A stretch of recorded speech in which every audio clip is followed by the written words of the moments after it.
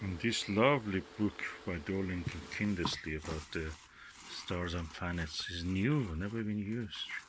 I have to read this. This looks interesting. Okay, now let me put the telescope together.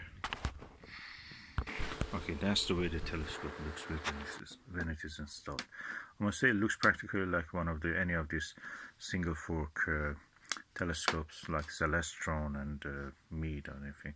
Optical quality is average, and you have to clean the glass in front, also the lens, the eyepiece lens.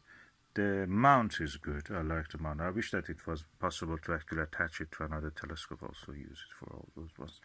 But generally it looks sturdy and looks impressive. If you turn it around, it's quite a beautiful piece to have in your desk.